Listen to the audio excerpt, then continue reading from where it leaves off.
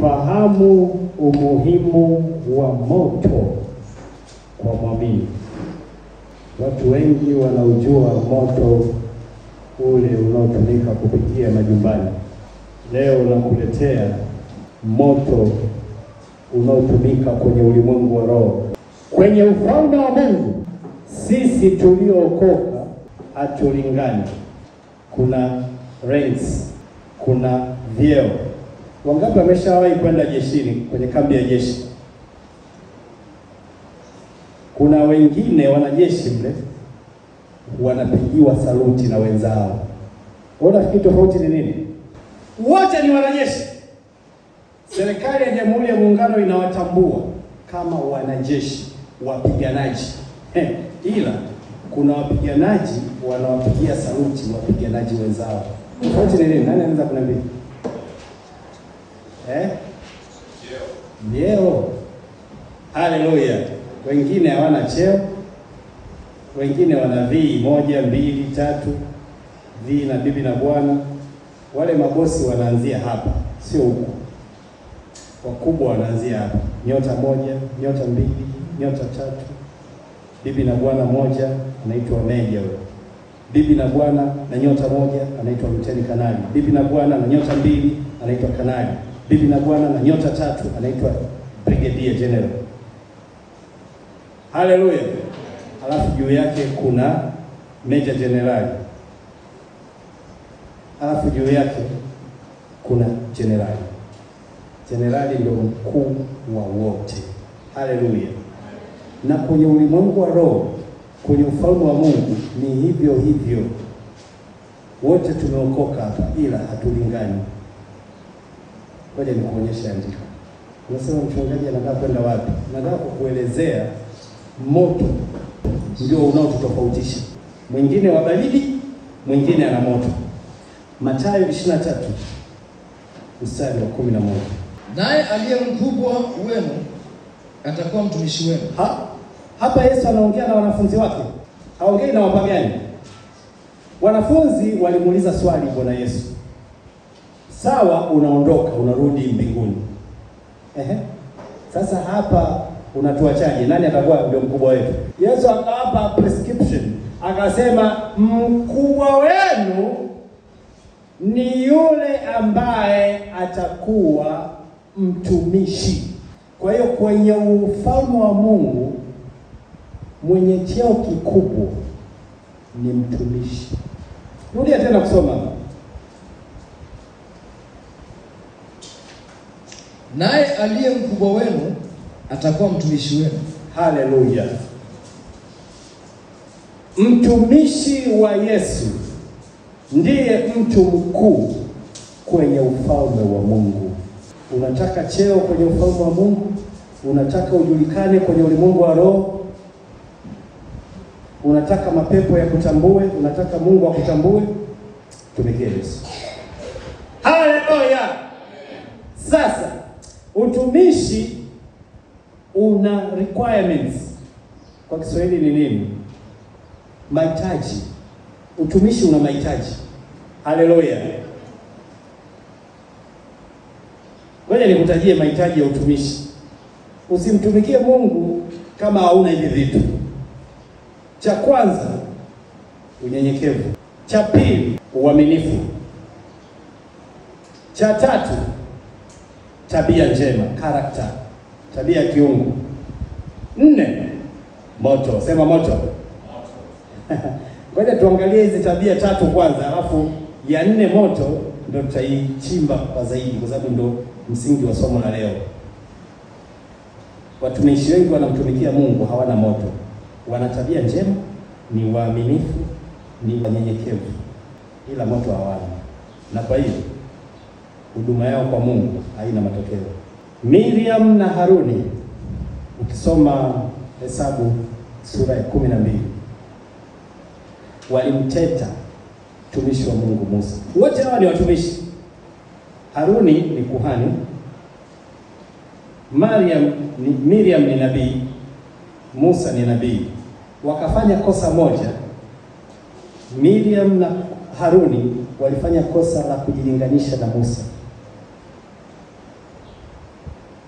Kipindi kile wana wa Israeli walipigwa marufuku kuoana na watu ambao sio Waisraeli.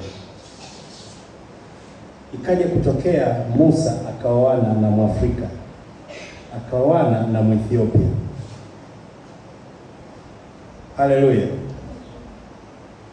Kikakaa kikao cha wanandugu. Sema kikao cha wanandugu. Hiyo mnajua vikao vya wanandugu nyewe mnavisikia. Vina mambo vile. Vinaanza na maombi afu vinaishia na mapigano. Eti tuombe. Uombe. Waovu kweli. Miriam na kuhani Haruni wakakaa kikao cha familia kumteta mtumishi wa Mungu Musa. Ina maana kwa nini ameoa Mwafrika? Ina maana yeye ndio anajifanya anasikia tu sauti ya Mungu yeye peke yake. Sisi hatuisikii sauti ya Mungu. Nataka nikuonyeshe kilichowakuta. Mstari wa kwanza mpaka wa 10, Hesabu 12. Kisha Miriamu na Haruni wakamnenea Musa kwa sababu ya mwanamke Mkushi aliyekuwa amemwoa. Mkushi ni Mwethiopia, Mwafrika. Maana alikuwa amemwoa mwanamke Mkushi. Maana alikuwa amemwoa Mwafrika kinyume na desturi ya Wayahudi. Wakasemaje? Je, ni kweli Bwana amenena na Musa tu? Hakunena na sisi pia? Bwana akasikia maneno yao. Kwa hiyo Miriam na Haruni wanaisikia sauti ya Mungu. Wanaona vitu ambavyo Mungu anawaonyesha. Wakafanya kosa la kujilinganisha na Musa. Sababu Musa anaona, Musa anasikia. Wao nao wanaona, wao nao wanasikia. Haleluya. Wakamteta Musa. Mungu alichofanya, alisikia yale mateto. Alichofanya, akawaambia Musa, Haruni na Miriam, tokeni nje mwende hemani, ninataka kuonana na nyinyi. Kuna jambo nataka kusema. Endelea. Basi huyo mtu nataka nikuonyeshe sifa za mtumishi wa Mungu. Lakini hizi sifa ninazokuonyesha hapa hazitoshi. Hazimkamilishi mtumishi wa Mungu afanye huduma kwa ufanisi. Basi huyo Musa, Mungu anamzungumzia Musa. Haleluya. Alikuwa mpole sana zaidi ya wanadamu wote waliokuwa juu ya uso wa nchi. Sikia sifa yake ya kwanza ya Musa. Wewe unashangaa tu kwa nini Mungu alimtumia sana Musa. Unatakiwa ujiulize kwa nini. Sifa ya kwanza hii, Musa alikuwa mnyenyekevu kuliko wanadamu wote walio juu ya uso wa nchi. Hambo, ili uwe Mungu akutumie wewe. Hii sifa lazima uwe nayo. Kwa sababu gani? Mungu hawatumii wenye viburi, wenye majidai, wenye majivuno. Mungu anampa upako mtu mnyenyekevu. Unajua kwa nini Mungu alimtumia Musa na kigugumizi chake? Wakati Mungu anamuita Musa, Musa alikataa. Alisema siwezi kukutumikia kwa sababu nina kigugumizi. Mungu akamwambia hicho kigugumizi nimekiweka mimi ndani yako ili unitumikie. Situmikiwi na wanaoongea sana. Kwa sababu gani?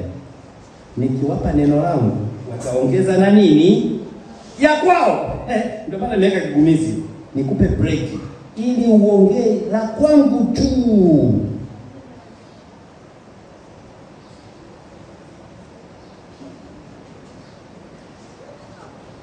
Haleluya. Jina la Bwana libarikiwe.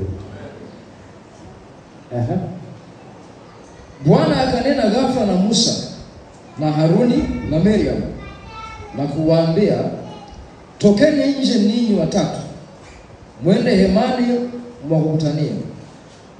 Basi hao watatu wakatoka nje. Bwana akashuka katika nguzo ya wingu, akasimama pale mlangoni pa hema. Akawaita Haruni na Miriam, nao wakatoka nje wote wawili. Kisha akawaambia, sikizeni basi maneno yangu. Akiwapo nabii kati yenu, mimi Bwana nitajifunua kwake katika maono, nitasema naye katika ndoto. Anasema mimi nawatambua nyinyi kama manabii wangu, Miriam na Haruni. Basi si aliwaita watatu hemani, afu baadaye akawatoa Haruni na Miriam, huku jioni Musa akaachwa hemani, akawa anaongea na hao wawili. Anasema mimi nawatambua nyinyi ni manabii zangu, nasema nanyi kwa maono, nasema nanyi kwa ndoto, ila sifanyi hivyo kwa mtumishi wangu Musa. Endelea usome hapo. Sivyo ilivyo kwa mtumishi wangu Musa. Sifanyi hivyo kwa mtumishi wangu Musa. Sisemi naye kwa maono, wala sisemi naye kwa ndoto. Msijilinganishe naye. Anawaonya. Yeye ni mwaminifu katika nyumba yangu yote. Sifa ya pili hiyo. Unataka Mungu akutumie? Sifa ya pili hiyo. Ya kwanza uwe mnyenyekevu. Mnyenyekevu maana yake ni fanya ya Bwana tu. Una mambo mengi sana wewe. Huo ndio unaitwa unyenyekevu. Pili, uaminifu. Anasema mtumishi wangu Musa sisemi naye kwa ndoto wala kwa maono kama ninavyosema na nyinyi, kwa sababu Musa ni mwaminifu. Haleluya! Anafanya kile ninachomtuma tu, tena anafanya kwa usahihi, hanichanganyii mambo. Haleluya! Kwake nitanena mdomo kwa mdomo. Kwake nasema naye wazi wazi, simtokei kwenye ndoto wala kwenye maono. Anajaribu kuweka distinction, tofauti. Hatufanani. Usifanye hilo kosa hata siku moja. Maana wazi what kwa mafumbo. Sisemi naye kwa mafumbo kama ninavyosema kwa mafumbo na nyinyi. Na umbo la Bwana yeye ataliona. Na umbo la Bwana naye ataliona. Tajifunua kwake. Mbona basi ninyi hamkuogopa kumnenea mtumishi wangu huyo Musa? Inakuaje Miriam na Haruni mnakaa kikao, mnamkalia kikao mtumishi wangu Musa? Hamuogopi? Kwa nini hamuogopi? Kuna watu wanamsema mchungaji, hawaogopi. Hawana chembe ya hofu ya Mungu. Wanakaa kikao kabisa, wanamchambua mama mchungaji. Ni fursa yako leo ukatubu. Hasira za Bwana zikawaka juu yao, naye akaenda zake. Akawapiga, afa kaondoka. Angalia aliwapiga na nini? Kisha hilo wingu likaondoka kutoka pale juu ya hema, na tazama, Miriam akawa mwenye ukoma. Miriam akawa mwenye ukoma pale pale. Unajua wenye ukoma Sasa huu ni ukoma wa kimwili. Unaujua ukoma wa siku hizi? Ukikaa kikao unamteta mchungaji, ukoma wa siku hizi unaujua? Unapigwa ukoma wa kiroho. Unashangaa mambo yako hayaendi. Unapambana kweli huko kimaisha. Hamna kitu. Mpaka ujue hiki kitu ninachokufundisha. Na uchukue hatua za kutubu. Maandiko yanasema afichaye dhambi zake hatafanya nini? Hatafanikiwa, bali aziungamaye na kuziacha atapata rehema. Kuziungama ni kutamka, kukiri. Haruni akamwangalia Miriam, na tazama yu mwenye ukoma. Haruni hakupigwa pale pale. Unajua kwa nini? Alikuwa amevaa vazi la kikuhani. Kwa hiyo Mungu akahifadhi adhabu yake mpaka siku atakaomvua hilo vazi. Ila Miriam alipigwa pale pale. Haleluya, haleluya. Tuje kwa Yesu. Kwa tumeona sifa mbili za utumishi. Ya kwanza unyenyekevu, ya pili uaminifu. Yesu naye tangu anazaliwa mpaka anakuwa miaka 30, mtu mzima wa miaka 30, alikuwa ana tabia za kitumishi. Alikuwa na tabia njema, alikuwa na hekima, alikuwa mwaminifu, alikuwa mnyenyekevu. Impact unakuja kuiona ya maisha ya Yesu kuanzia ile miaka 3.5 baada ya miaka 30. Alifanya huduma kwa miaka 3.5. Miaka 3.5 ya huduma yake ilikuwa superior, ilikuwa na nguvu kuliko miaka 30 aliyoishi. Yesu hapa duniani aliishi miaka 33.5. Nazungumzia hii miaka 3.5 ina tofauti gani na miaka 30 aliyoishi? Katika miaka 30 aliyoishi hii ya mwanzo, hakuna mtu aliyekuwa anamjua zaidi ya familia yake na wazee wa kwenye sinagogi. Lakini baada ya kukamata moto, alipiga huduma ya fire kwa miaka 3.5, ulimwengu mzima ukamjua. Unataka ujulikane ndugu yangu? Unataka huyo Yesu wako ajulikane? Beba moto. Beba moto wa Mungu. Hutajulikana wewe mpaka ubebe moto wa Mungu. Na kuonyesha leo Luka 2:40. Yesu alikuwa mtu wa kawaida tu. Wa kawaida kabisa. Ile miaka yake ya 30 ya mwanzo. Alikuwa anajulikana na watu wa sinagogi na familia yake tu. Yule mtoto akakuwa. Huyu ni mtoto Yesu. Tunaonyeshwa makuzi yake. Akaongezeka nguvu. Akaongezeka nguvu. Amejaa hekima. Amejaa hekima. Na neema ya Mungu ilikuwa juu yake. Na neema ya Mungu ilikuwa juu yake. Unaona sifa alizokuwa nazo utotoni? Hekima. Moto hamna. Nataka nikuonyeshe moto aliupata lini. The fire of God, moto wa Mungu. Luka 4. Mstari wa kwanza na wa 14 na 15. Na Yesu hali amejaa Roho Mtakatifu. Na Yesu hali amejaa Roho Mtakatifu alirudi kutoka Yordani, akaongozwa na Roho muda wa siku 40 nyikani. Alienda nyikani kufanya nini? Kufunga na kuomba. Alijua hawezi akaanza huduma bila moto. Kwa akaenda kutafuta nyikani. Akafunga na kuomba siku 40. Nataka nikuonyeshe matokeo ya mfungo wake. Yesu akarudi kwa nguvu za Roho, akaenda Galilaya. Habari zake zikaenea katika nchi zote za kando kando. Sikia shughuli.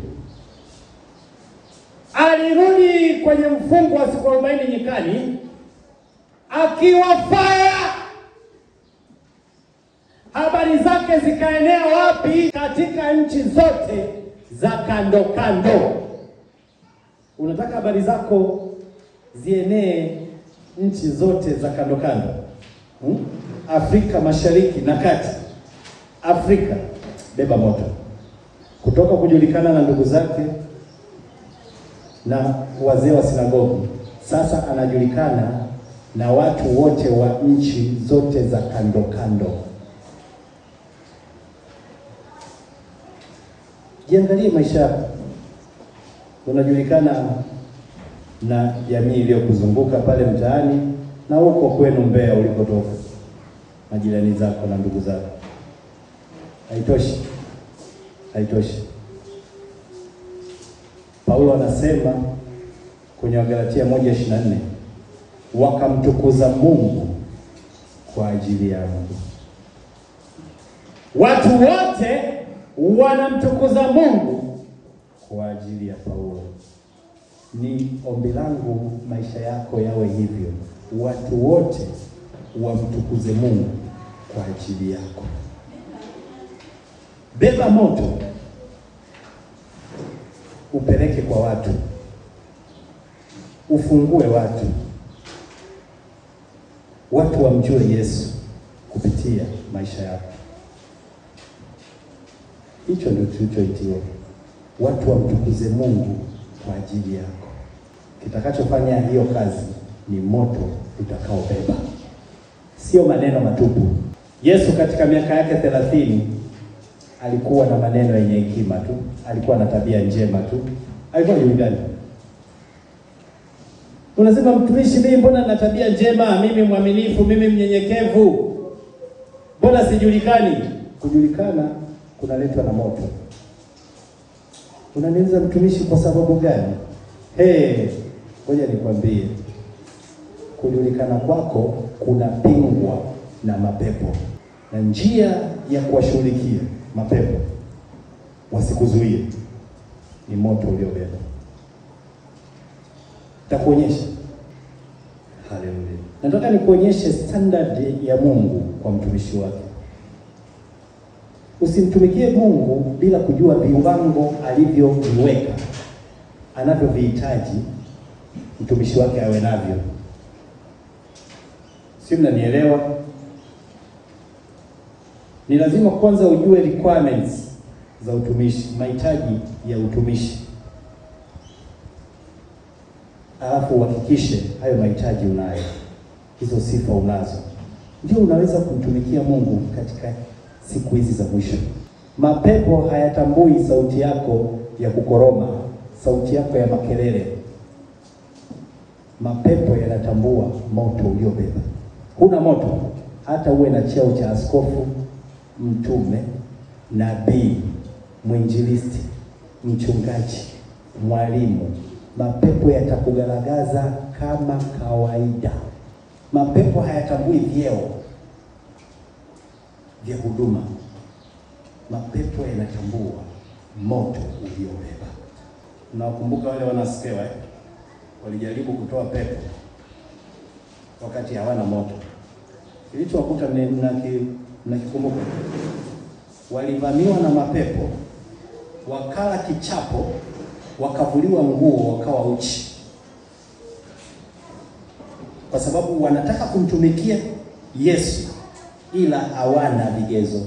Tumeona baadhi ya vigezo: unyenyekevu, uaminifu, tabia njema, hekima. Ila hichi kimoja kikosekana, uwezi kumtumikia Mungu, utaonewa na ibilisi. Uwezi, kwa sababu huduma yako itapingwa na kuzimu. Kuzimu kutainuka kuipinga huduma yako, na hutakuwa na nguvu ya kuidhibiti kuzimu. Sasa tuangalie umuhimu wa kubeba moto wa Mungu. Kabla ya kuangalia umuhimu, tuangalie standard. Nilikuahidi kukupa standard ya Mungu kuhusu utumishi, viwango ambavyo Mungu anavitaka kwa mtumishi wake ili amtumie. Mungu anataka mtumishi wake abebe moto wa Mungu. Zaburi 104 mstari wa 4 na Waebrania 1:7. Huwafanya malaika zake kuwa pepo. Huwafanya malaika zake kuwa pepo na watumishi wake kuwa moto wa miali. Mungu anawafanya watumishi wake kuwa nani? Moto wa miali. Una moto wa miali, huwezi kumtumikia Mungu. Utakuwa unapoteza muda na utaonewa na ibilisi na mapepo yake. Waebrania 1:7. Na kwa habari za malaika asema, afanyaye malaika wake kuwa pepo na watumishi wake kuwa miali ya moto. Mungu anawafanya watumishi wake kuwa nani? Miali ya moto. Hujabeba moto wa Mungu, achana na habari za utumishi. Utatia hivi, utachekesha. Kwa sababu mapepo yatakapokujia yanacheki. Una moto wa Mungu hauna, yanakudhalilisha kama alivyowadhalilisha wana wa Skewa. Nimekwambia hatujatumwa kama wainjilisti, hatujatumwa kama wachungaji, hatujatumwa kama manabii, hatujatumwa kama mitume, hatujatumwa kama walimu. Hizi ni titles za wito. ni vyeo vya kihuduma, ila kwa habari ya kutumwa, kutumwa tunaenda kama witnesses, mashahidi. Ametutuma tukawe mashahidi. Hajatutuma tukawe wachungaji. Ametutuma tukawe akina nani? Alafu ndakuonyesha sifa ya shahidi. Matendo ya Mitume 1:8. Lazima ujue umetumwa kama nani. Usipojua utaenda kivyako vyako, utapata aibu. Lakini mtapokea nguvu akiisha kuajilia juu yenu Roho Mtakatifu, nanyi mtakuwa mashahidi wangu. Hajasema nanyi mtakuwa wachungaji wangu, nanyi mtakuwa wainjilisti wangu. Amesema nanyi mtakuwa mashahidi wangu katika Yerusalemu. Yerusalemu ni wapi? Mahali ulipo, unapoishi na majirani zako, pale panaitwa Yerusalemu. Mahali unapoabudu, yaani mahali ulipo. Na katika Uyahudi, sasa akikuona uko mwaminifu pale Yerusalemu, anakupeleka nje ya Yerusalemu, panaitwa Uyahudi, yaani maeneo mengine sasa. Haleluya. Na Samaria, na hata mwisho wa nchi. Mwisho wa nchi ni wapi? Anakuvalisha mkanda Yesu, unapanda ndege. Mnajua mkanda wa ndege ulivyo? Mkanda wa ndege sio kama ile mikanda mnaovaa kwenye magari yale, mnapega hivi, mnafanya hivi. Mkanda wa ndege unavalia hapa. Tuunoni. Haleluya. Yesu anakupandisha ndege wewe, anakupeleka hata mwisho wa nchi. Mwisho wa nchi ni wapi? China, Marekani, Uingereza, Canada, Ujerumani. Anakupandisha ndege wewe, ukamhubiri. Kwa nini? Umekuwa shahidi. Naomba nikwambie sifa ya shahidi. Sifa ya shahidi anayezungumziwa hapa ni yule mtumishi aliyebeba moto wa Mungu. Ninamaanisha nini ninaposema moto wa Mungu? Unaposema Yesu anaokoa, huo usemi wako unatakiwa uthibitishe kwa ushahidi. Mwisho wa mahubiri yako utaita watu mbele waje wampokee Yesu. Wale watu watakuja, sio kwamba kuna mtu kawashika mkono kawainua kwenye kiti kuja. Moto ulio nao ndio utawainua kwenye viti vyao. Unaposema Yesu anaponya, ndugu watawaleta wagonjwa wao mbele, waombee Yesu awaponye. Si mnanielewa? Moto manake ni dimension of God that you carry. Yaani una kitu gani cha kiungu unakibeba wewe cha kuwasaidia wanadamu. Huo ndio unaitwa moto. Unaposema Yesu anafungua, wanakuja watu waliopagawa na mapepo, watu wenye majini wafungue. Huna huo moto, yale majini yaliyoko kwa watu yatakubeza na kukushughulikia. Haishi tu kukubeza, yanakushughulikia kama yalivyowashughulikia wana wa Skewa.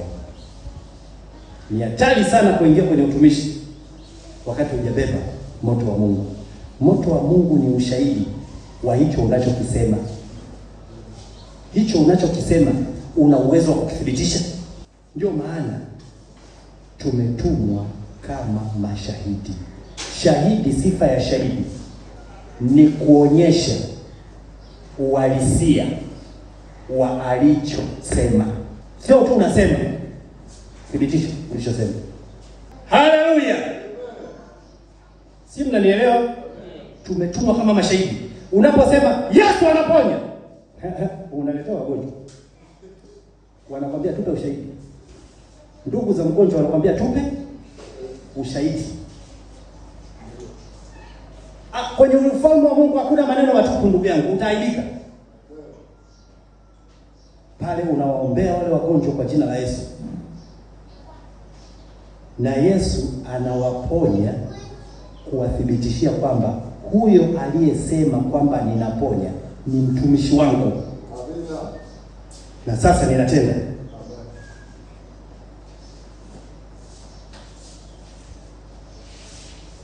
Yesu analithibitisha lile neno ulilosema kwamba anaponya. Analithibitisha kwa kuponya.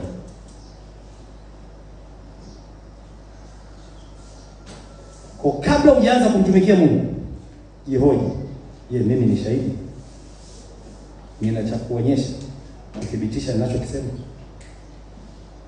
Ulimwengu wa roho tofauti na ulimwengu wa mwili. Ulimwengu wa mwili una longolongo nyingi. Ulimwengu wa roho hauna longolongo. Ulimwengu wa roho unaendeshwa na realities, uhalisia. Huku kwenye ulimwengu wa mwili uongo mwingi tu. Utapeli tu. Kwa tunahitaji moto kwa sababu gani? Kwa sababu nguvu za giza zipo kupinga chochote tunachosema na kufanya. Kinachoweza kupambana na hizo nguvu za giza ni moto tu. Sio tabia yako njema, sio uaminifu wako, sio unyenyekevu wako, ni moto uliobeba. Huna moto, usijaribu kumtumikia Mungu. Hakikisha una moto kwanza. Haleluya. Sasa tuangalie umuhimu wa wewe mwamini kubeba nini? Moto. Moto unaozungumzia hapa sio ule wa kupikia jikoni. Ingawa nao una umuhimu, si ndio? Kina mama wanapika chakula tunakula. Sio ule. Huu ni moto wa Mungu ndani ya mtu. Haleluya. Namba moja, moto wa Mungu unasafisha na kutakasa mtu ili awe na uwezo wa kumtumikia Mungu. Zakaria 13:9. Nami nitalileta fungu lile la tatu, I will bring a group of people. Ukisoma kwa Kiingereza ndio utaelewa zaidi. Anasema I will bring the group of people. Nami nitawaleta hilo kundi la watu. Na kulipitisha kati ya moto. Huwezi kumtumikia Mungu kabla Mungu hajakupitisha kwenye moto. Utamkimbia kwenye utumishi. Kwa lazima akutest, akujaribu. Na jaribio analo litumia linaitwa moto. Anasema nami nitawaita, nitawapitisha kwenye nini? Kuna watu akishaanza kupitishwa kwenye moto ndio wanakimbia. Mungu anakuweka pembeni, anasema unifai wewe kunitumikia. Mpaka upitishwe kwenye moto upite,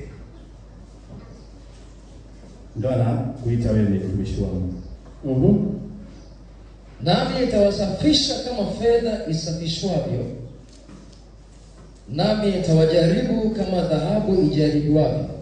Wangapi mnajua dhahabu ikishachimbwa hatua inayofuata ni kupitishwa kwenye moto? Dhahabu ikichimbwa inakuwa chafu, ina uchafu wa ardhini. Kwa hiyo wale wachimbaji wanaipeleka kwenye tanuru la moto mkali, wanaipitisha. Ule moto una purify, unaitakasa, unaisafisha ile dhahabu na kuitakasa. Takataka zote zinaondoka. Ikitoka kule upande wa pili inakuwa ni dhahabu safi kwa ajili ya kupelekwa sokoni kuuzwa kwa gharama kubwa. Kuna watu wanataka kumtumikia Mungu hapa ila hawataki kupitishwa kwenye moto. Sahau kumtumikia Mungu. Mungu hatumii kila mtu. Mungu anawatumia wale tu aliowapitisha, aliowajaribu kwenye moto. Wataliitia jina langu. Watu wanaanza kuliitia jina la Yesu wakati gani? Baada ya kupitishwa kwenye nini? Moto. Unaniuliza mchungaji, mimi mbona naliitia jina la Yesu lakini mapepo hayanitii, hayatoki ninapokemea? Na mimi nakuuliza mwenzangu, unalitiaje jina la Yesu kabla hujapitishwa kwenye moto? Nitawapitisha kwenye moto na kuwasafisha kama dhahabu isafishwavyo. Ndipo wataweza kuliitia nini? jina langu. Ndio wana wa Skewa kilichowakuta. Walijaribu kuliitia jina la Yesu kabla ya kupitishwa kwenye nini? Moto. Shetani akasema lini mmepitia kwenye moto? Aliwararua, aliwapiga. Chania nguo zao, uchi wa mnyama hadharani. Kwa nini? Sema waliruka stage. Walikuwa wanajaribu kumtumikia Yesu kabla hawajapitishwa kwenye nini? Kwenye moto. Wataliitia jina langu, nami nitawasikia. Mimi nitasema, watu hao ndio wangu, nao watasema, Bwana ndiye Mungu wetu. Malaki 3:2 mpaka 3. Kuna siku inakuja ndugu yangu, utapitishwa kwenye moto. Usikimbie. Tulia. Stahimili moto. Moto unaozungumzia hapa ambao Mungu anautumia ni mateso na majaribu na matatizo. Anatumia hayo, ndio moto anaotumia kukusafisha wewe.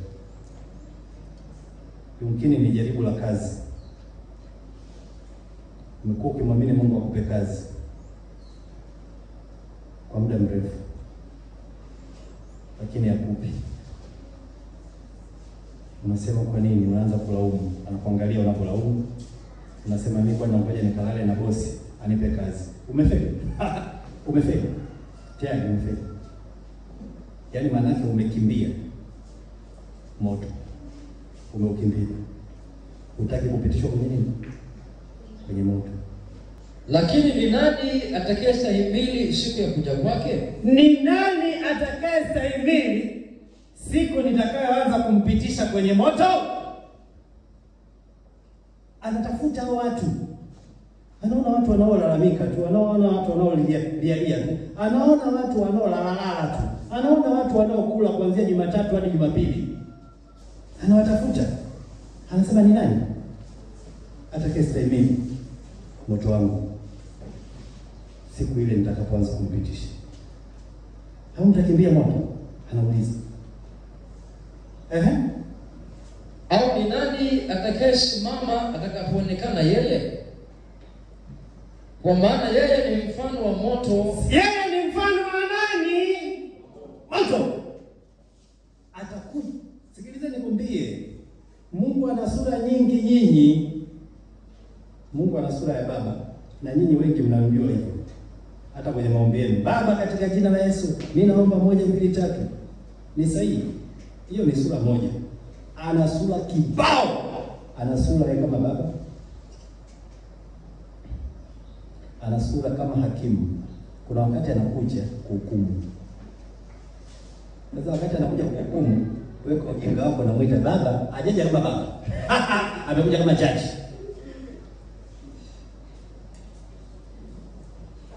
Kuna wakati anatokea kama mfalme. Mfalme maana yake nini? Anaachilia maelekezo. Ukiyatekeleza umeula. Ukiyakataa imekula kwako.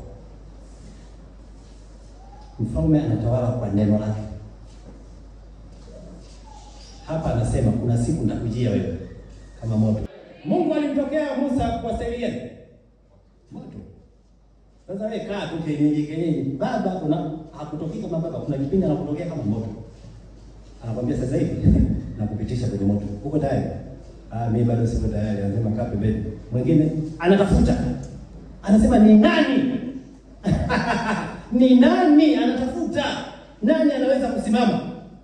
Nani anaweza kustahimili? Maana ipo siku inakuja, nitakuja kwa mfano wa moto.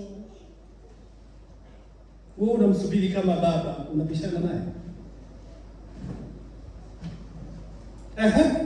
Kwa maana yeye ni mfano wa moto wa mtu asafishaye fedha, ni mfano wa sabuni ya mtu afuaye nguo. Moto kazi yake kama sabuni, unasafisha na kutakasa. Kazi ya sabuni ni kusafisha na kutakasa.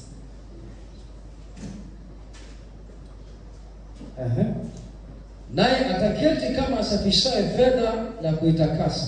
Hapa hajaketi kama baba, hapa hajaketi kama mfalme, Hapa hajaketi kama hakimu, judge. Hapa anasema nitaketi mfano wa asafishaye.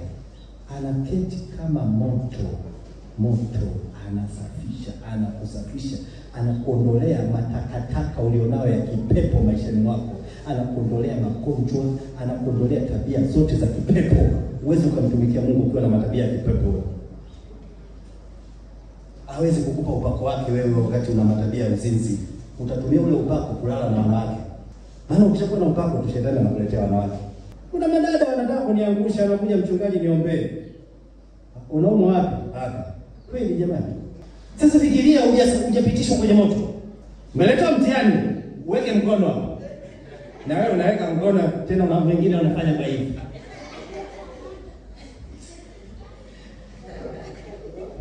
Kwa nini hujapitishwa kwenye moto? Uko laini. Umelegea dembe kama blender. Shetani anakugeuza kama chapati. Naye atawatakasa wana wa Lawi. Naye atawatakasa watumishi. Kabila la Lawi lilitengwa kwa ajili ya mtumishi. Kwa hiyo sasa hivi unasema naye atawatakasa watumishi. Haleluya. Katika Israeli kulikuwa na makabila 12. Kabila moja wapo lilikuwa linaitwa Lawi. Mungu alisema nyinyi hamtafanya kazi zingine kama wanazofanya makabila mengine. Nyinyi nimewatenga kwa ajili ya utumishi wangu. Kwa hiyo akawapitisha kwenye moto. Walipotoka kwenye moto ndio sasa wanavaa vazi la kikuhani. Wanamtumikia Mungu. Atawasafisha kama dhahabu na fedha. Nao watamtolea Bwana dhabihu katika haki. Lengo la kusafishwa kwenye moto ni hilo, ili uwe na uwezo wa kumtolea Mungu dhabihu katika haki. Si mnanielewa? Yaani huduma unayompa Mungu iwe ni ile inayompendeza. Swala sio kumtumikia Mungu. Swala hiyo huduma unayotoa inampendeza Mungu. Kuna watumishi kibao huduma wanazotoa zinaipendeza kuzimu, hazimpendezi Mungu. Kuna kitu kinaitwa acceptable service. Ndio hiyo.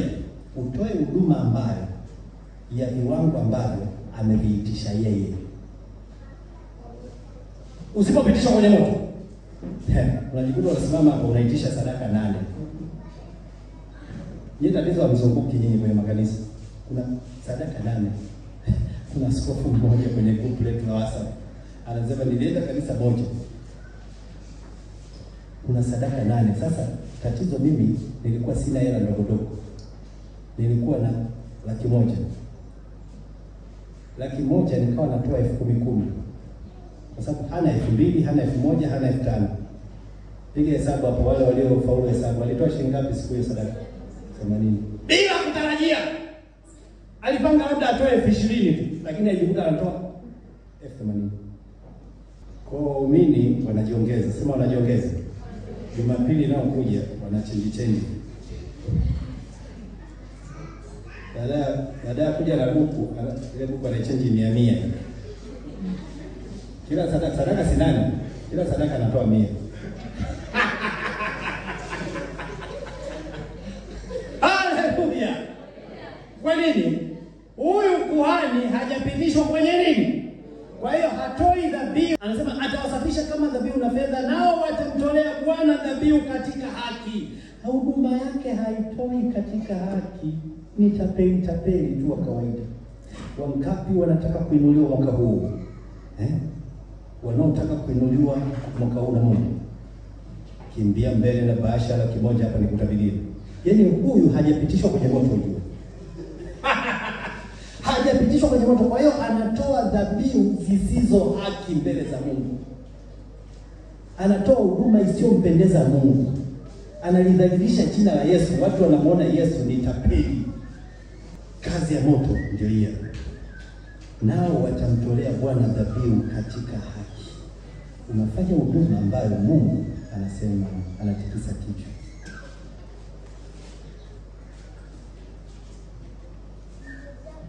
Amjasoma kitabu cha Ayubu nyingi. Ayubu anamuuliza, Mungu anamuuliza shetani, unatoka wapi? Anasema natoka duniani kuzunguka.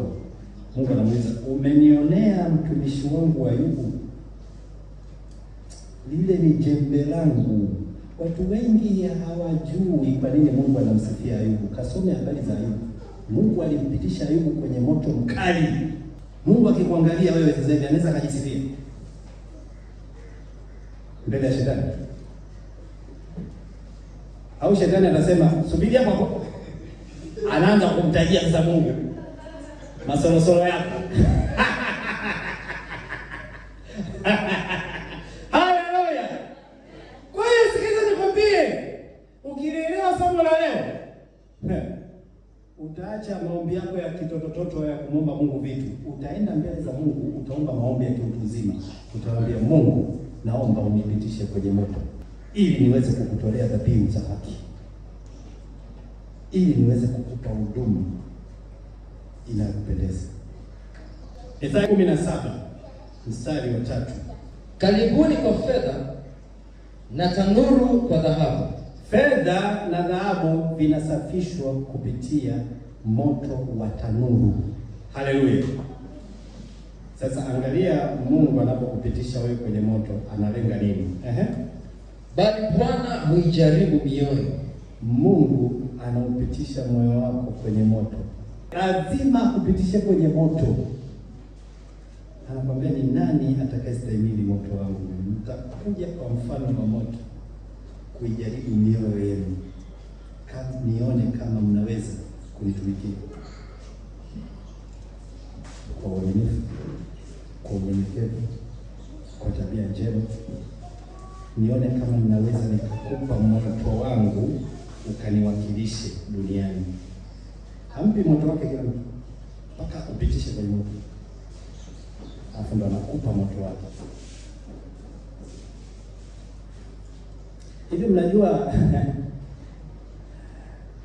Isaya kaitwa awe nabii na akaanza kazi ya kutumika. Anamtumikia Mungu kwenye ofisi ya nabii, ila alikuwa hajapewa moto. Kuna watumishi wengi sana wasaidia. Kama Isaya 6:6 uone. Anamtumikia Mungu ila hana moto. Hadi Mungu akamhurumia, akampa moto. Kisha mmoja wa maserafi wale akaruka akanikaribia. Serafi mmoja hapo kapelekwa mbinguni kimaono, akajikuta yuko katikati ya maserafi. Maserafi wakasema, wewe mimi nabii. Wewe nabii. Hivi mnajua nabii ni msemaji wa serikali ya ufalme wa Mungu? Wakamuuliza, nabii gani ana kinywa kichafu? Ana cheo cha nabii, ila amepungukiwa sifa moja ya hicho cheo. Ana kinywa kichafu. Unakuwaje msemaji wa Mungu huku una kinywa kichafu? Maserafi wakamuuliza hilo swali. Anasema huwezi kuendelea kumtumikia Mungu kwa kinywa hicho. Kinywa cha utapeli, kinywa cha ulaghai, kinywa cha uongo, kinywa cha masengenyo. Uwezi.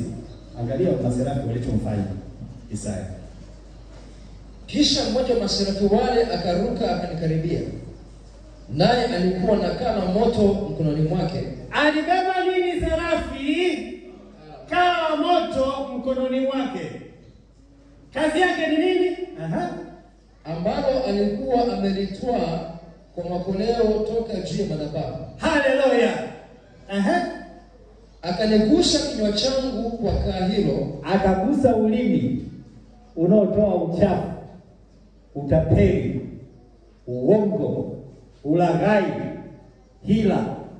Akauweka lile kaa la moto kwenye ulimi wa Isaya. Akaniambia, akamwambiaje? Tazama, hili limekugusa midomo yako. Na uovu wako umeondolewa na dhambi yako imefunikwa. Maana yake nini? Kuna watu wanamtumikia Mungu katika hali ya uovu. Ndio maana nakwambia badilisha aina yako ya maombi. Kumomba Mungu vitu ni kuzuri. Haleluya. Ila kuwa basi. Unajua hiyo ni tabia ya kibinafsi kumwomba Mungu vitu. Ni tabia ya watoto wachanga kiroho. Watoto wachanga kiroho. Unajua mtoto mchanga akiwa anataka nyonyo anasemaje? Anakuwa kilio. Mama utajiongeza mwenyewe. Haleluya. Ndio watoto wachanga kiroho kwa hiyo. Sasa zote wakiingia kwenye maombi, wasikize maombi yao. Baba naomba basketi. Baba naomba jinsi. Baba naomba kalamu. Yaani wao wanaomba vitu. Sikiza nikwambie. Leo hatuombe vitu. Leo tunaomba mambo ya vitu zima. Tunamwambia Baba, katika jina la Yesu, ninaomba unibatize kwa moto wako kwa jina la Yesu. Amen. Ninaomba unipitishe kwenye moto wako ili nikutolee dhabihu za haki kwa jina la Yesu. Amen. Baba, ninaomba unipitishe kwenye moto wako ili nikupe huduma inayokupendeza kwa jina la Yesu. Sikiza nikwambie. Toka kwenye hayo maombi ya mahitaji yako, unatakiwa uyajue mahitaji ya Mungu. Mungu anatafuta watumishi wa Mungu watakaomtolea dhabihu. Ona ajua mahitaji yako. Mungu naye ana mahitaji kwa taarifa yako.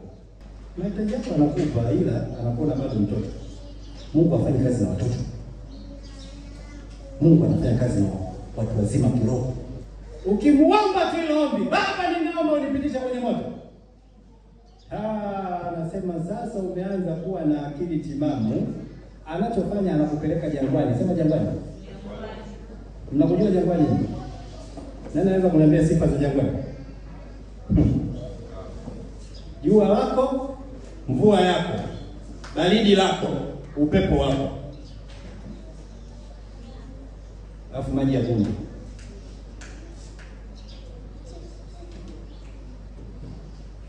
Yaani anakupitisha kwenye mateso. Hicho ndo ambaye kusikia. Mshazoea zile injili za pokea gari, pokea nyumba, pokea mume, pokea mke. Hapa hamna hiyo injili.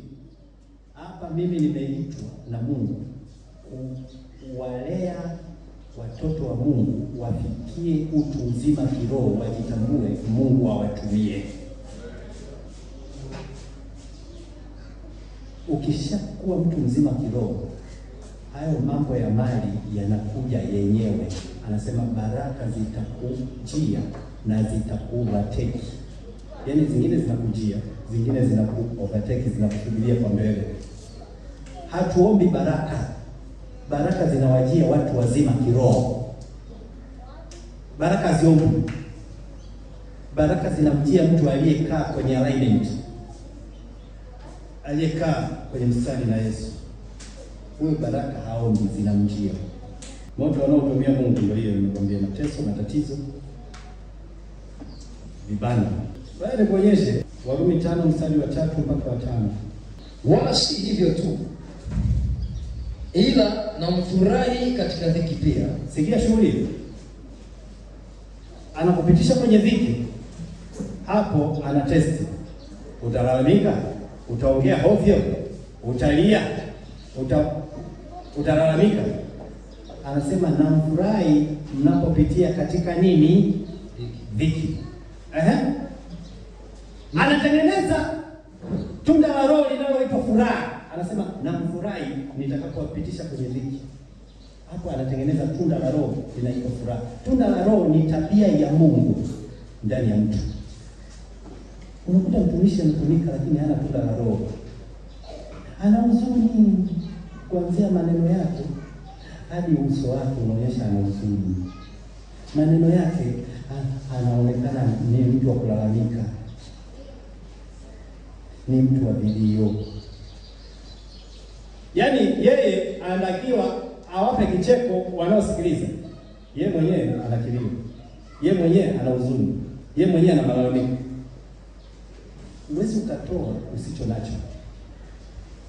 Wanasheria watanisaidia hapo. Kuna Latin magazine moja inasema nemo that quote no habit. You cannot give what you don't have. Huwezi ukatoa usicho nacho. Unatoa ulicho. Ukiwa chini ya mchungaji ambaye ana uchungu, ana hasira, ana huzuni, ni mlalamikaji, hana furaha, hiyo ndi hayo ndio anayoachilia kwako, na wewe baada ya muda hayo maroho yataanza kukutesa, na utakuwa mlalamika, utakuwa ni mtu wa huzuni, utakuwa ni mtu wa kilio, kwa sababu umepokea kutoka kwenye madhabahu. Madhabahu inaachilia vitu vya rohoni. Ndio maana mimi natakiwa niwe mtu wa furaha, mtu wa imani, mtu wa kukutia moyo. Haleluya. Sasa wewe una kilio, unakuja hapa unakutana na mchungaji ana kilio. Kuna kazi tena hapo ndio. Hamna kazi hapo. Kinakuwa kilio square. Unakutakiwa upige na kilio chako hapa uondoke na kicheko. Haleluya. Sema namwambia neno cheka. Kaja na huzuni zake. Sasa anacheka. Haleluya. Hiyo ndio inaitwa madhabahu. Madhabahu inaachilia vitu vya kiungu. Kuna madhabahu zingine zinaachilia vitu vya kuzimu. Unakuja mzito, unashindiliwa uzito kutoka kuzimu, unakuwa na uzito square. Unarudi nyumbani una huzuni. Unarudi nyumbani una mawazo. Una maswali hayajajibiwa. Na madhabahu. Wala si hivyo tu, ila namfurahi katika dhiki pia, nikijua ya kuwa dhiki kazi yake ni kuleta saburi. Moto unaoitwa dhiki kazi yake ni kuleta nini? Saburi. Unajua saburi nini? Saburi ni uwezo wa kumngoja Bwana akutokee. Kuna watu wako mkifinywa tu mnaachana na wokovu. Mungu hawezi kuwatumia hapo hivi. Lazima kujengea stamina ya kumngoja Bwana. Kujengea stamina. Anatumia kipimo gani? Moto unaoitwa dhiki.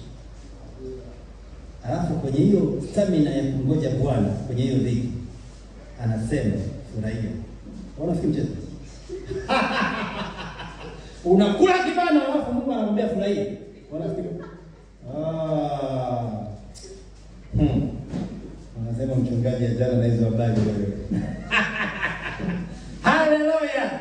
Huo unaitwa moto wa Mungu. Katikati ya kibano anataka ufurahi. Wewe katikati ya kibano unalalamika. Katikati ya kibano unakimbilia watu kuhadisia kibano unachopitia. Mungu anasema unifanye. Anasema furahi, alafu endelea kunisubiri. Haleluya. Nzuri eh? Nzuri kwa kusikia tu.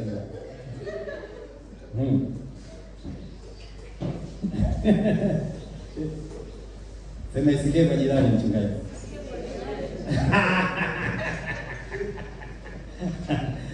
Endelea hapo uone moto huu. Na kazi ya saburi ni uthabiti wa moyo. Unaona?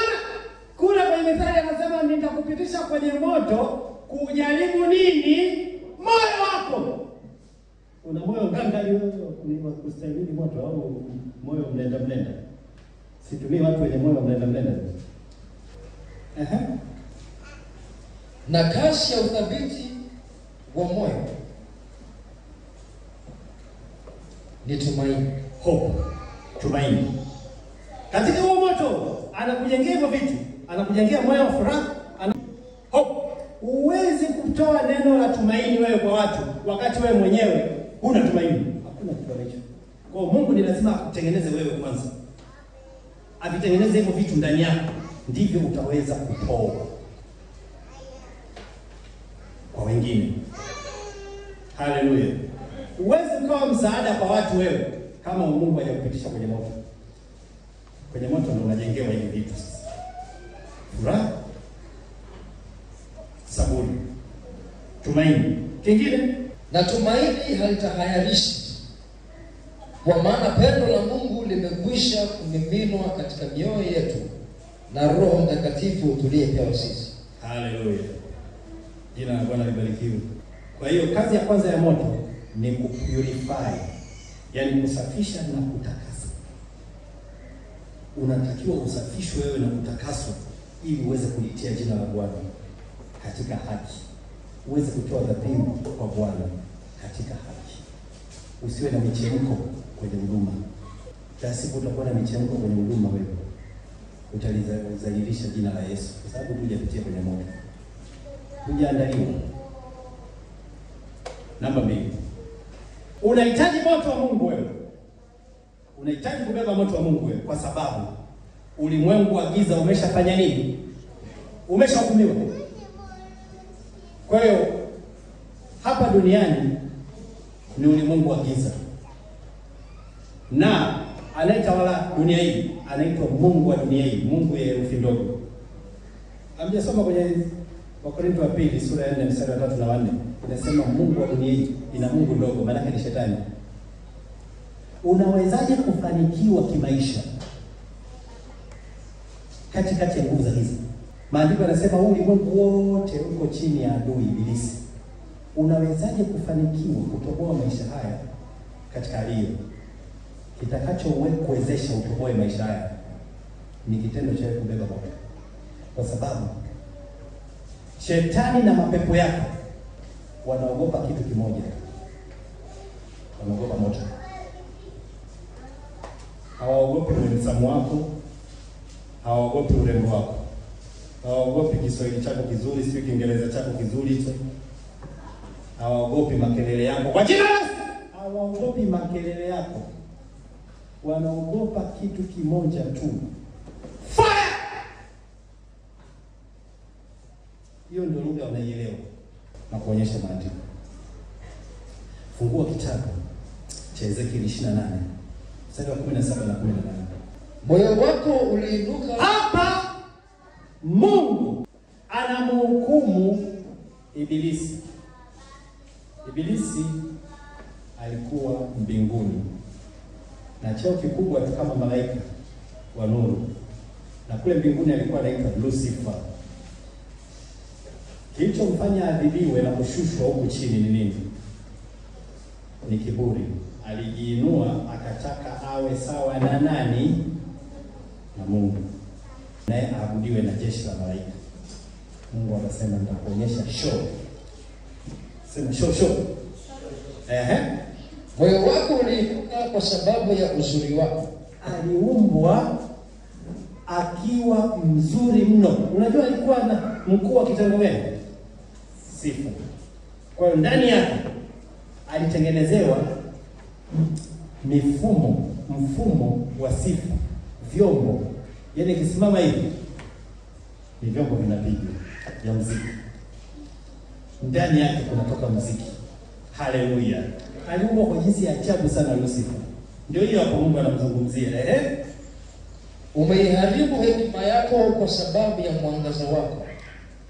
Nuru utukufu niliokupa umeshindwa kuulinda, kiburi kimeinuka ndani yako. Nimekutupa chini, nimekulaza mbele ya wafalme, ndio wapate kukutazama. Ndio kwa wingi wa maovu yako, katika uovu wa uchuuzi wako umepatia unajisi patakatifu pako. Sasa nataka nikuonyeshe Mungu alitumia nini kumwadhibu Lucifer. Hicho ndio unachotakiwa ubebe wewe ili kuuadhibu ulimwengu wa kipepo, kuuadhibu ulimwengu wa giza. Soma, Mungu alitumia nini? Basi nimetokeza moto kutoka ndani yako. Sasa nimetokeza moto kutoka mbali, kutoka nje. Nimetokeza moto kutoka wapi? Ndani. Mungu anataka ndani yako akubebeshe moto, na kazi ya huo moto ni kuhukumu ulimwengu wa kipepo. Hiyo soma tena hicho kipengele hicho. Basi nimetokeza moto kutoka ndani yako. Kazi ya moto ni nini? Moto huo nao umekuteketeza. Nao unateketeza nguvu za giza. Kazi ya moto ni kuteketeza nguvu za giza. Huna moto wa Mungu ndani yako, utachekesha ndugu yangu. Usimtumikie Mungu, utachekesha. Kwa sababu ukiinuka tu kumtumikia Mungu, na nguvu ya giza yanakukabili, kukuzuia. Namna ya kukabiliana na nguvu za giza ni kuachilia moto kutoka ndani yako. Wanaelewa lugha ya moto. Kuna moto, usijaribu. Nami nimekufanya kuwa majivu juu ya nchi.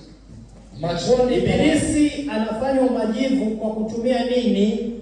Moto. Kazi ya moto ni kuteketeza. Kitu kinachoteketea. Utajuaje kitu kimeteketezwa na moto? Ishara ni nini? Majivu. Ukiona majivu tu, unajua hapa kulikuwa na moto. Na huo moto umeteketeza kitu. Ndicho Mungu anachotaka kuachilia ndani yako. Kwa lengo moja la kuushughulikia ufalme wa giza. Huwezi ukamtumikia Mungu kama hajakupa moto wa kushughulikia nguvu za giza. Kwa sababu gani? Mungu alimtupa shetani hapa duniani. Hapa duniani ndo anatamba. Wewe unawezaje kutoboa wakati anayetamba yuko? Unatakiwa uwe na moto wa kumshughulikia anayetamba. Bila hivyo utaishi maisha ya kudhalilishwa. Ndio maana muamini aliyebeba moto wa Mungu, mapepo yamsogelee. Yesu anasema, yuaje mkuu wa ulimwengu huu, na mimi sina kitu chake. Mapepo yamsogelee mtu aliyebeba moto wa Mungu. Mapepo yanamsogelea na kumsumbua mtu ambaye hana moto wa Mungu. Mtu ni wabaridi. Naomba nikuulize swali. Akina dada na akina mama, nzi wanapenda kusogelea na kutua kwenye chakula cha baridi au cha moto? Wanajisikia raha na starehe wakitua kwenye chakula cha baridi.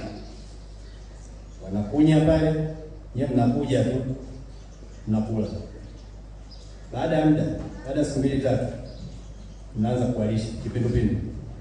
Mlikula chakula cha baridi ambacho kilitembelewa na nani? Nzi walioachilia chafu pale. Au mmekula uchafu. Kwa maana kina mama wanaojielewa wananunua nini? Hotpot. Haleluya. Kazi ya hotpot ni kuhifadhi chakula cha moto kisipoe, ili kipakuliwa na kuliwa kiliwe cha moto. Jina la Bwana libarikiwe. Hivyo unafikiri kwa nini unamhubiria mtu haokoki wala hasikii kuhukumiwa kuacha njia zake mbaya? Umemhubiria binti ambaye ulimkuta klabu, kakusikiliza, kahukumiwa kweli na injili yako, ila baada ya siku 5 karudi klabu. Ulichofanya wewe, ulimhubiria hekima, ukuachilia moto. Kinywa chako hakikuachilia nini? Moto. Mungu amesema watumishi wangu ni miale ya nini? Ya moto. Kazi ya miale ya moto ni nini? Kuunguza na kuteketeza. Kwa hiyo wakati unamwambia vile, kinywa chako kilikuwa cha baridi, kinatoa hekima. Ndio maana alikubaliana na wewe. Ila baada ya muda alirudi kule. Kilichomrudisha kule ni nini? Ulichokuwa unasema hakina moto. Moto kazi yake ni kuteketeza maroho ndani ya huyo anayesikia. Yanaungua, yanateketea, yanamwacha huru. Hawezi tena kurudi kule. Ona watu wanatoka kanisani, wanaenda baa kulewa. Unajiuliza nini tatizo? Tatizo ni madhabahu ni ya baridi, haina moto. Sababu madhabahu inaachilia moto kwa wanaosikia. Ule moto unateketeza mapepo. Usikimbizane na dhambi. Madhabahu inaachilia moto wakati wa ibada, watu hawalali. Kuna makanisa wakati wa ibada watu wanalala. Kuna makanisa wakati wa ibada watu wanachati. Na huko kuchati kuko kwa aina mbili. Kuna wanaochati humo kanisani wenyewe kwa wenyewe. Umeona mama mchungaji? Mwingine mwenza kana jibu. Umemuona wewe, kama unaona nini?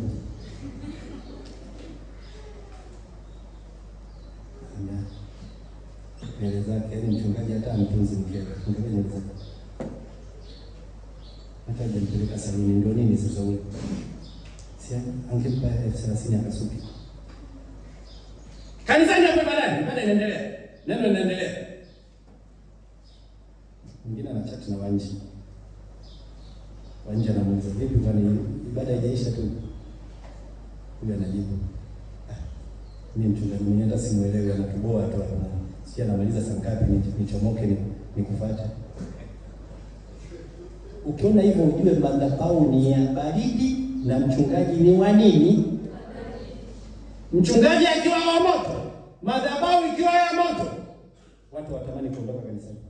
Mmeelewa sasa kazi ya moto ni kuteketeza mapepo na nguvu zake ndani ya maisha ya watu. Watu wanaanza kumpenda Mungu. Watu wanaanza kufuatilia vitu vya kiungu. Watu wanatamani kwenda kanisani. Watu wanatamani kuomba. Watu wanatamani kusifu na kuabudu. Watu wanatamani kushuhudia. Watu wanatamani kumtumikia Mungu. Hiyo ndio kazi ya moto. Inaunguza ubaridi ndani ya mtu. Mathayo 8:29. Nataka nikuonyeshe kwa nini unafeli wewe unapomhubiria mtu na habadiliki. Unafeli wapi? Ni kwamba kinywa chako akijaachilia moto. Moto ndio unaunguza mapepo yanayomtawala yule mtu. Yule mtu yuko chini ya utawala wa nguvu za giza. Kinachoweza kumfanya awe huru ni moto utakaotoa wewe kinywani. Unateketeza mapepo alionayo. Mathayo 8:29. Nakasama wakapiga kelele wakisema. Angalia, mtu aliyebeba moto wa Mungu akifika mahali kwenye mapepo, utajuaje? Mapepo yanapiga kelele. Alafu hayaishi tu kupiga kelele, yanaongea. Kuna makanisa unaenda Jumapili ya kwanza, Jumapili ya pili, Jumapili ya tatu, Jumapili ya nne, pepo halijawahi kupiga kelele wala kuongea.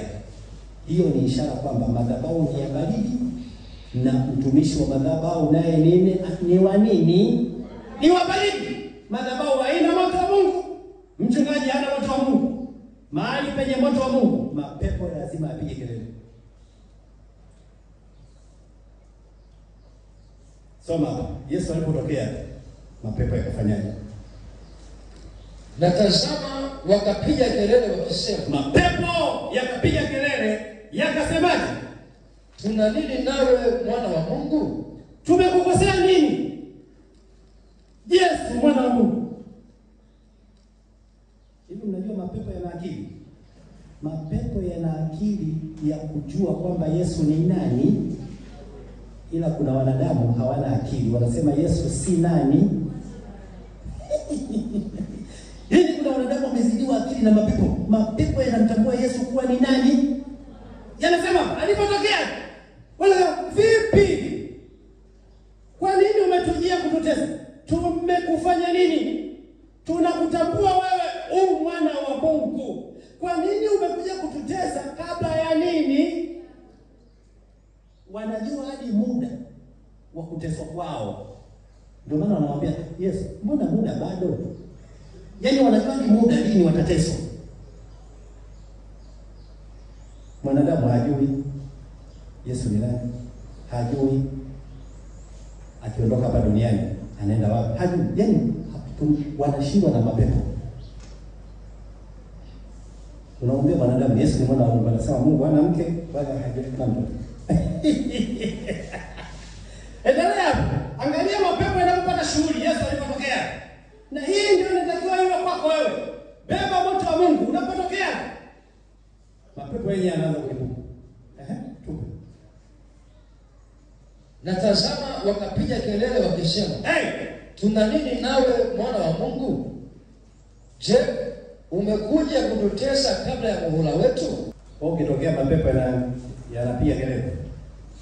Mapepo yanaongea.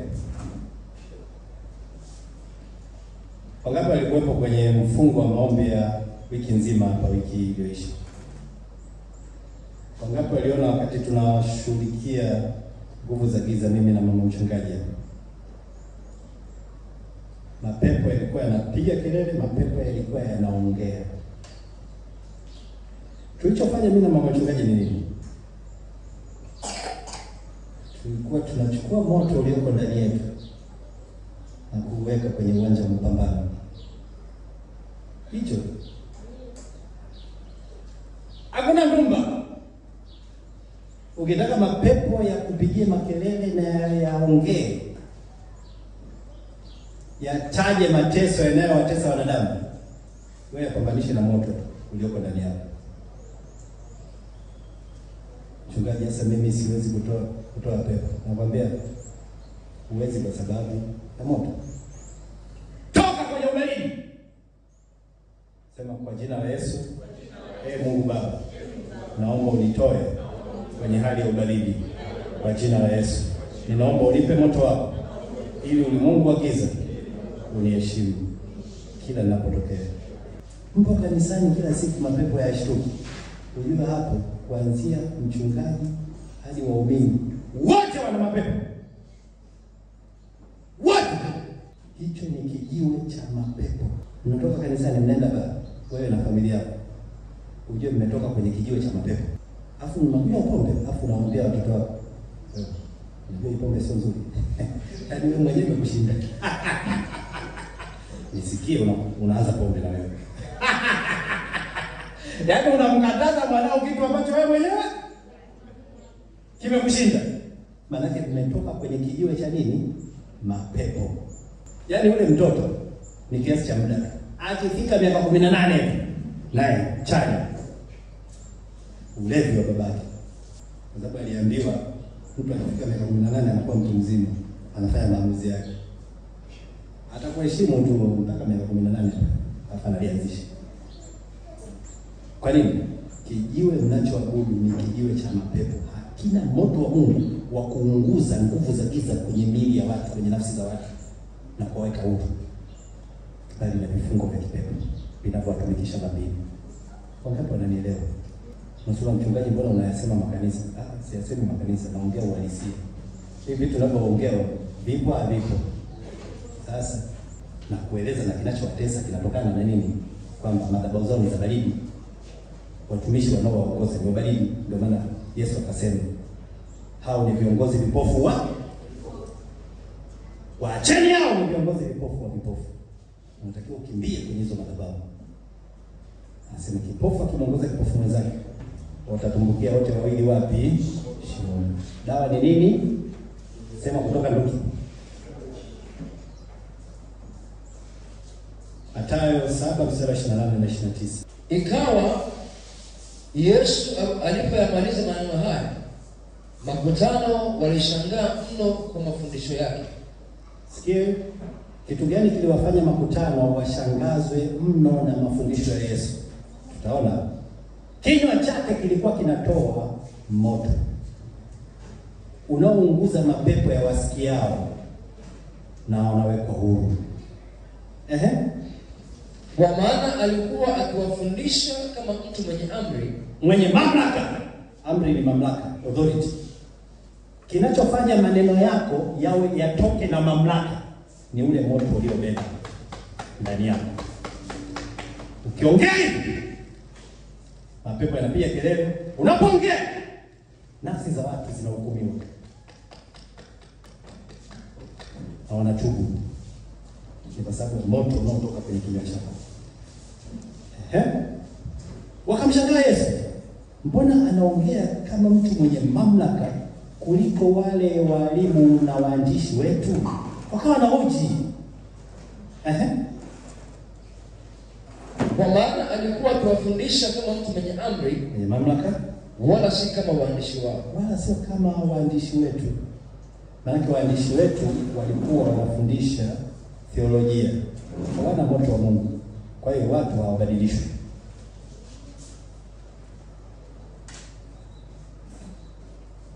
Mshawahi kuniona mimi nafundisha mavazi hapa?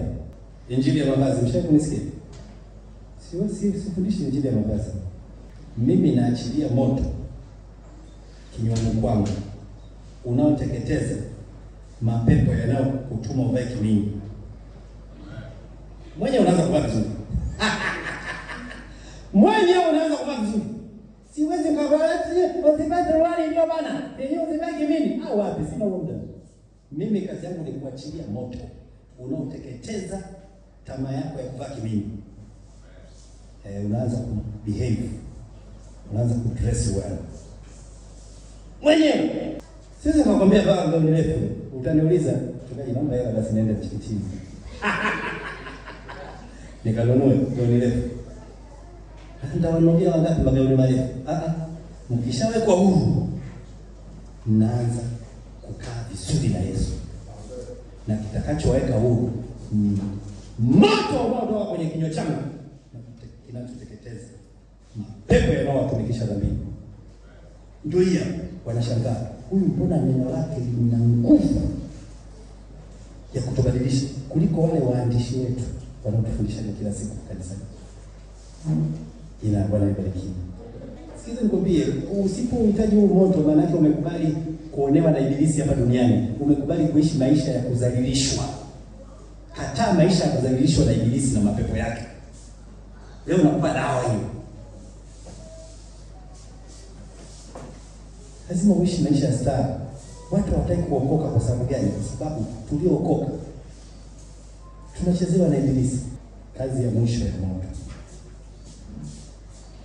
Muda wangu umeishia sana. Saa 5:30. Naomba nipe dakika 2 tu. Kazi ya mwisho ya moto ni kazi ya 3 hiyo. Utumishi wetu kwa Bwana utapimwa kwa moto.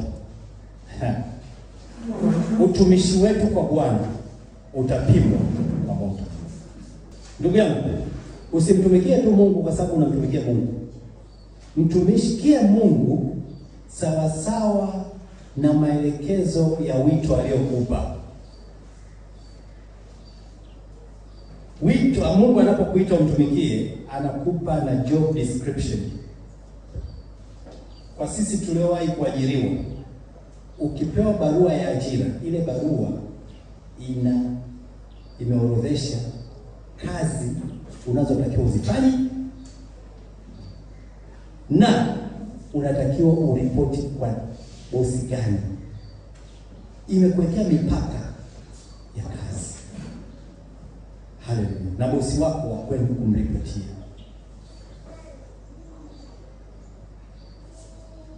Na Mungu ni hivyo hivyo. Tulipookoka, wote tumeokoka hapa. Sasa kuna kuitwa kazini. Kuokoka ni jambo moja.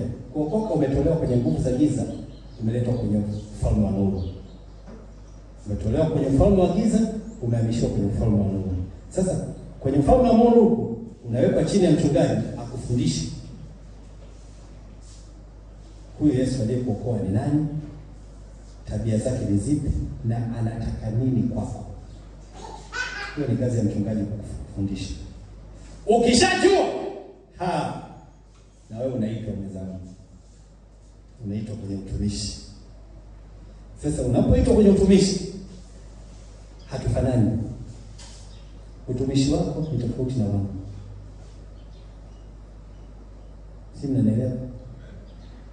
Wewe unaweza kuitwa kwenye uimbaji, mwingine akaitwa kwenye siasa, mwingine akaitwa kwenye biashara, mwingine akaitwa madhabahu kama mimi. Hata ukiitwa kwenye madhabahu kama mimi, bado utumishi wetu mimi na wewe haufanani. Mimi na staili yangu ya kufundisha, na wewe utapewa staili yako. Mimi nafundisha kama kocha. Haleluya. Naachilia siri, naachilia principles, naachilia mbinu. Haleluya. Yumkini wewe unaitwa, wewe ukisimama unatambana na mstari mmoja. Mimi siwezi kutambana na mstari mmoja. Mimi lazima niachilie mistari mingi. Haleluya. Lakini wote ni watumishi wetu. Sasa utumishi wetu utapimwa. Je, ulitumika sawa sawa na nilivyokutuma au ulichanganya na mambo yako?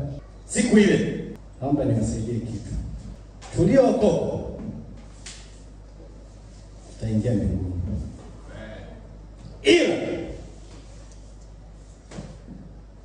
hatupewi hitaji wote. Kuna mshahara utatolewa na Mungu kwa watumishi, sio kwa walokole, kwa watumishi. Mtumishi ni nani? Mtumishi ni mtu aliyeokoka alafu akaitwa, akaitikia wito na akatendea kazi wito. Hao wana hukumu yao. Wewe uliokoka alafu wakati uko duniani au kumtumikia Mungu, ukifika siku ile ukifa tu unajikuta uko kwenye geti la mbinguni. Yuko malaika ana kitabu pale. Kitabu kinaitwa kitabu cha uzima wa nini? Milele. Ndani ya hicho kitabu kuna majina ya waliokoka. Wewe umeokoka lakini hukumtumikia Mungu duniani. Fika pale getini unaulizwa na malaika, wewe jina lako nani? Mimi naitwa Joas. Joas nani? Joas George. Malaika anapekua. Anaviona Joas George. Unafunguliwa lango la mbinguni, choma ndani. Ukishachoma ndani, unaulizwa wewe nani? Ni Joas George. Kinafunguliwa kitabu cha wanaostahili kuvikwa taji. Anasema jina lako tulioni. Kwa mbinguni umechoma ndani. Ila taji. Amen. Unasema mchungaji bwana, hebu ngoja tutope andiko. Rafiki nakupigia story, wewe nikuonyeshe. Acha kukaa mkao wa kiasara kwenye wokovu. Tumeitwa sawa, lakini kuna kazi tumeitiwa. Haleluya. Mlingane Bwana akujulishe kazi aliyokuitia, uanze kuifanya. Jina la Bwana libarikiwe. Hatuna muda wa kupoteza. Jina la Bwana libarikiwe. Tumepewa muda mchache tu wa kuishi hapa duniani. Miaka 70, miaka 80. Tutumie huo muda kufanya kazi ya Mungu. Amen. Wakorintho wa kwanza 3 mstari wa 10 mpaka 15. Taji ni thawabu wanayopewa watumishi tu, tena waliofanya kazi ya utumishi sawa sawa na maelekezo waliopewa na Bwana Yesu. Sio tu kumtumikia Mungu, kumtumikia Mungu sawa sawa na maelekezo waliopewa. Kuna watumishi wengi sana wanalima vibarua, wanalima milaba. Wangapi wanajua kulima milaba? Wanalima milaba ya wenzao. Unakuta huyu kaitwa kuwa mchungaji sawa. Baada ya miaka miwili kashabadilika, anaitwa mtume na nabii. Huyu si anaitwa kama mchungaji. Sasa hivi inakuwaje mtume na nabii? Maana analima mlaba wa mwenzake. Ndio maana kazi tunazozifanya zitapimwa na kipimo ni moto. Mstari wa 10 mpaka 15 wa Korintho wa kwanza sura ya 3. Mstari wa 10 mpaka 15. Kwa kadiri ya neema ya Mungu niliyopewa mimi, huyo ni Paulo. Anasema mimi mtume, Paulo mtume, kwa kadiri ya neema ya Mungu niliyopewa, mimi mkuu wa wajenzi. Yaani wajenzi wote, watumishi wote wa Mungu ni wajenzi. Ila mkuu wa wajenzi anaitwa Paulo. Yaani wewe jenga unapojenga. Ila muangalie Paulo. Haleluya. Paulo ni mjenzi mkuu wa kanisa. Katika kusoma kwako Biblia, wewe kama ni mtumishi wa Mungu, msome sana Paulo. Haleluya. Kwa sababu yeye ndio mkuu wa wajenzi. Mkuu wa wajenzi unajua kazi yake? Anakuambia wewe ile tofali ile ile. Wewe mpe mwiko. Achapia. Mkuu wa wajenzi. Haleluya. Ole wako ujenge ambacho Paulo hajasema. Kazi yako itapimwa kwenye moto. Itaungua, itayeyuka, hakuna thawabu. Mbinguni umefika. ila taji hauna, yaani mshahara hauna, umefanya kazi ya bure. Tusomee. Kwa kadiri ya neema ya Mungu niliyopewa, mimi kama mkuu wa wajenzi mwenye hekima. Paulo anaitwa mkuu wa wajenzi mwenye nini? Hekima. Naliweka msingi. Yeye kaweka msingi. Hapo sisi tunajenga juu ya huo msingi. Haleluya. Kuna watu wanajenga juu ya misingi mingine ambapo Paulo haijui hiyo misingi. Hiyo kazi itambuliki mbinguni. Naliweka msingi na mtu mwingine anajenga juu yake. Lakini kila mtu na aangalie jinsi anavyojenga juu yake. Kila mtumishi aangalie sana jinsi anavyojenga juu ya msingi ambao umewekwa na Paulo. Unajengaje? Nataka nibariki watu 5 leo. 5 wenye maisha ya 2,200. Kimbia mbele hapo nikubariki. Ndugu yangu, wewe ni mjenzi ila haujengi kwenye msingi aliyoweka Paulo. Unajenga kwenye msingi wa kipepo. Kuna wajenzi mbalimbali ndugu yangu. Sio kila mjenzi unampapatikia. Anasema kila mjenzi, kila mtu awe mwangalifu na jinsi anavyojenga. Kwa makini. Maana msingi mwingine hakuna mtu aweze kuweka. Wewe nafikiri mimi nashindwa kuambieni pokea magari, pokea nyumba, pokea kazi? Unafikiri nashindwa? Mimi niko mwangalifu jinsi ninavyojenga. Najenga sawa sawa na maelekezo niliyopewa. Siwezi tu nikageuka wajenzi wengine wanachofanya, kwa sababu sijui maelekezo waliopewa. Haleluya. Sipati mkumbo mimi. Mimi nakaa kwenye maelekezo niliyopewa mimi kama mimi. Wangapi wanabarikiwa na ninachofundisha? Ni kwa sababu nimekaa kwenye maelekezo, najenga sawa sawa na maelekezo niliyopewa. Maana msingi mwingine hakuna mtu aweze kuweka isipokuwa ni ule uliokwisha kuwekwa, yaani Yesu Kristo. Sawa. Lakini kama mtu akijenga juu ya msingi huo, mtu sasa akijenga juu ya msingi huo ambao ni Yesu Kristo, dhahabu au fedha au mawe ya thamani au miti au majani au manyasi, kazi ya kila mtu itakuwa dhahiri. Siku ile kazi ya kila mjenzi itawekwa wazi. Kuna mwingine kajenga kwa kutumia matofali ya kuchoma, mwingine kajenga kwa kutumia miti, nyumba udongo hiyo. Kuna mwingine kajenga kwa kutumia manyasi. Umeona? Hao ni wajenzi mbalimbali na kazi zao zinapewa thamani mbalimbali. Mwingine kajenga nyumba ya manyasi. Hivi nyumba ya manyasi ikiwepo kwenye kipimo cha moto, nini kinatokea? Sema itateketea. Ndio baadhi ya kazi za watumishi zinakuwa hivyo.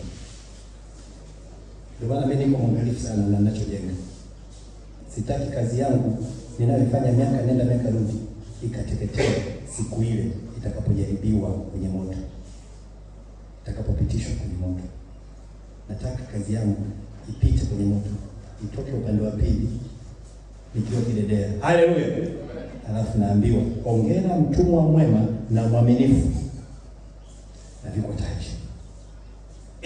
Soma uone. Lakini kama mtu akijenga juu ya msingi huo, dhahabu au fedha au mawe ya thamani au miti au majani au manyasi. Hayo ni material ya ujenzi ndugu yangu. Kuna wengine wanajenga kwa kutumia dhahabu, wengine wanajenga kwa kutumia fedha, wengine wanajenga kwa kutumia mawe ya thamani, wengine wanajenga kwa kutumia miti, wengine wanajenga kwa kutumia majani, wengine wanajenga kwa kutumia manyasi. Kazi ya kila mtu itawekwa dhahiri. Maana siku ile itaidhihirisha kwa kuwa yafunuliwa katika moto. Kazi yako itapitishwa katika nini? moto. Kama dhahabu ikipitishwa kwenye moto inatoka nini? Safi. Fedha inapitishwa kwenye moto inatoka nini? Safi. Manyasi. Sema manyasi. Manyasi yanatoka kule upande wa pili safi au yanateketea? Sio kila mtumishi unamshobokea. Usimshobokee kila mtumishi. Kwa sababu hujui anajengaje. Na kuna kipimo cha kujua. Tutafundisha siku nyingine kipimo cha kujua. Huyu ni mtumishi wa Mungu, huyu ni mtumishi wa adui. Tutafundisha siku nyingine. Na ule moto wenyewe utaijaribu kazi ya kila mtu. Sikia. Sema kazi yangu itajaribiwa kwa moto. Leo nataka ukitoka hapa uende nyumbani, umwambie Mungu akufunulie kazi yako ni ipi. Kwa sababu kitakacho jaribiwa siku ile kwenye moto ni kazi yako.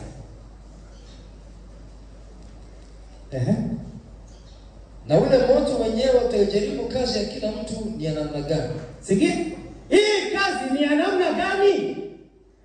Alifanya sawasawa na maelekezo niliyompa au alijitungia mwenyewe mambo yake ya kipumbavu? Au aliiga wengine? Ule moto kazi yake ni kuijaribu kazi. Hii kazi ni ya namna gani? Haleluya!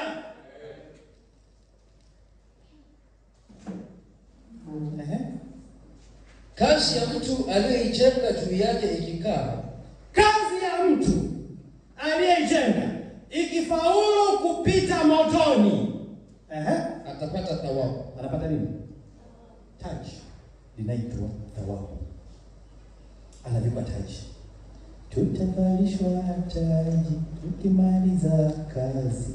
Sasa mwingine hata hajaanza hiyo kazi yenyewe. Yeye anaimba. Unamuuliza wewe mzee, unafanya kazi gani kwa ufalme wa Mungu? Mchungaji acha bwana. Taji ni kwa ajili ya waliomaliza nini? Kazi.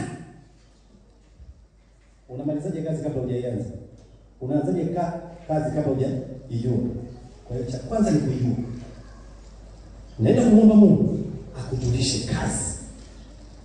Halafu pili, unamwomba Mungu akupe neema ya kufanya nini? Kazi.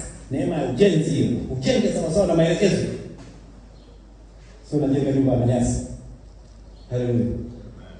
Halafu mwisho wa siku inapimwa kazi yako kwenye moto. Ikipita kwenye moto, ikitokea hii kidelea kule mbele, unaambiwa hongera mtumwa mwema na mwaminifu. Nilikuweka kwenye madogo, sasa nakuweka kwenye makubwa. Anakupiga taji. Kazi ya mtu ikiteketea. Kazi ya mtu aliyojenga ikiwa ni ya manyasi inateketea kwenye moto, atapata hasara. Atapata hasara. Yaani upewi ujira. Bure. Umeokoka kweli, umeingia mbinguni kweli, ila mshahara hakuna. Mwingine anasema mchungaji, mimi poa tu, hata kama nisipopata ili mradi nimechoma ndani.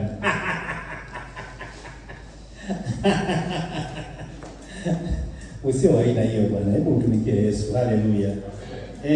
Upate taji. Ingawa taji na zenyewe nazo zina tofauti. Yule aliyejenga sawa sawa, taji yake ni kubwa na yenye utukufu. Uliyejenga kimtindo, mshangaa kitaji chako kinaishia hapo.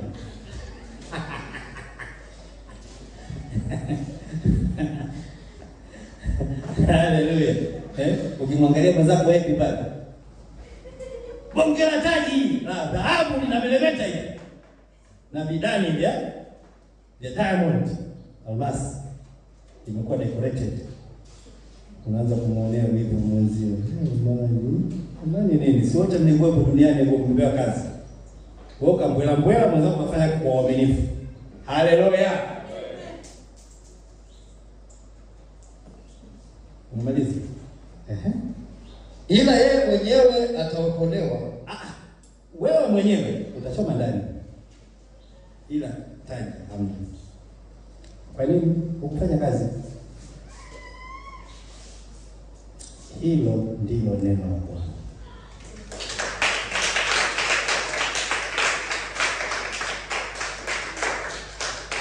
Basi tusimame tuombe Mungu atubatize kwa moto, atubatize kwa moto.